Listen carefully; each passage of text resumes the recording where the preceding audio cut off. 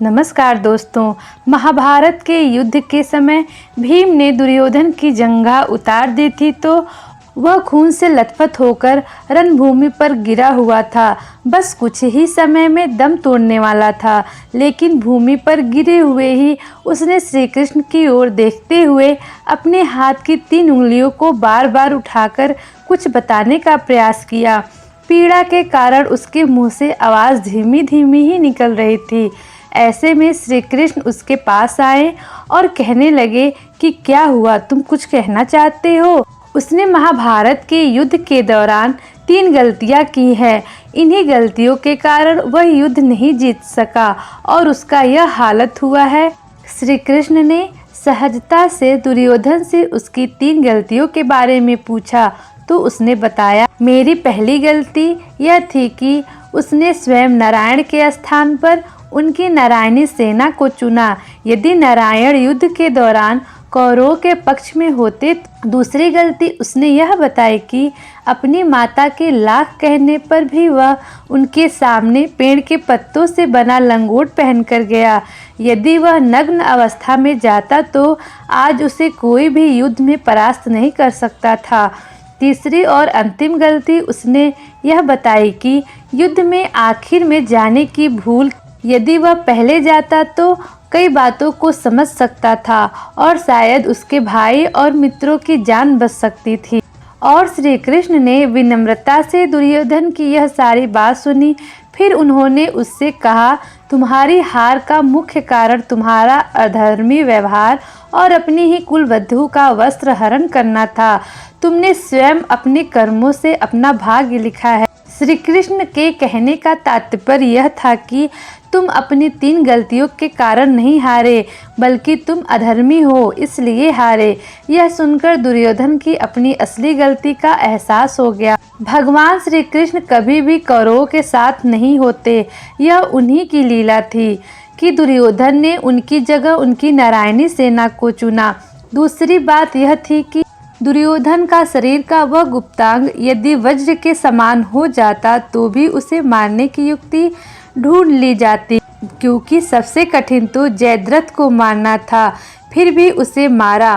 तीसरा यह कि यदि दुर्योधन युद्ध में पहले होता तो या आखिरी में होता, कोई फर्क न पड़ता। कर्ण सहित सभी कौरव पक्ष के लोग अधर्मी ही थे। कर्ण ने भी भरी सभा में द्रौपदी का अपमान किया था और उसने भी कोई कम पाप नहीं किए थे। अब सवाल यह उठता है कि कौरव पक्ष के गुरु द्रोणाचार्य और भीष्म जैसे ज्ञानी ध्यानी कई महारथी लोग भी थे, फिर भी उनके पक्ष को अधर्मी कहा गया। ऐसा क्यों? दरअसल जो सत्य का साथ देता है उसे धर्मी और जो असत्य का साथ देता है उसे अधर्मी कहा जाता है। भीष्म निश्चित ही विद्वान थे, लेकिन उन्होंने धर्म का साथ न देकर वचनबद्ध होने के कारण सिर्फ सिंहासन का साथ दिया। भीष्म ने अंबा, अंबिका और अंबाली की भावनाओं को कुचलकर जो कार्य किया वह अमानवीय था। भरी सभा में जब द्रौपदी को निवस्त्र किया जा रहा था तो भीष्म चुप रहे।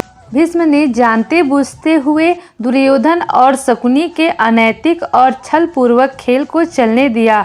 भीष्म ने ऐसे कई अपराध किए थे जो किसी भी तरह से धर्म द्वारा उचित नहीं थे। पांडु के जंगल चले जाने के बाद धृतराष्ट्र को सिंहासन मिला। गांधारी धृतराष्ट्र से विवाह नहीं करना चाहती थी, लेकिन भीष्म ने अपनी शक्ति का दुरुपयोग कर गांधारी का विवाह धृतराष्ट्र से कराया। जब गांधारी गर्भ से थी तब धृतराष्ट्र ने अपने ही सेविका के साथ सहवास किया, जिससे उनको युयुत्सु नाम का एक पुत्र हुआ। गांधारी के लाख समझाने पर धृतराष्ट्र ने अपने ससुर और उनके पुत्रों को आजीवन कारागार में डाल दिया। मृत्यु से पहले गांधारी के पिता सुबाल ने धृतराष्ट्र से शकुनी को छोड़ने की विनती की थी, तो धृतराष्ट्र ने यह बात मान ली थी। दुर्योधन एक अधर्मी सोच का व्यक्ति था। उसकी जिद, अहंकार और लालच ने लोगों को युद्ध की आग में झोंक दिया। इसलिए दुर्योधन को महाभारत का खलनायक कहा जाता है। महाभारत की कथा में ऐसा प्रसंग किया जाता है, दुर्योधन ने काम पीड़ित होकर कुंवारी कन्याओं का अपहरण किया। पांडवों के हार जाने पर जब दुर्योधन भरी सभा में द्रौपदी का अपमान कर रहा था, तब गांधारी ने इसका विरोध किया था। फिर भी दुर्योधन नहीं माना। यह आचरण धर्म विरुद्ध ही होता है। जब दुर्योधन को लगा कि अब तो युद्ध होने वाला है, तो वह महाभारत के युद्ध के अंतिम समय में अपनी माता के समक्ष नग्न खड़ा होने के लिए भी तैयार हो गया। महाभारत में दुर्योधन के अनाचरण और अत्याचार के किस्से भरे पड़े हैं।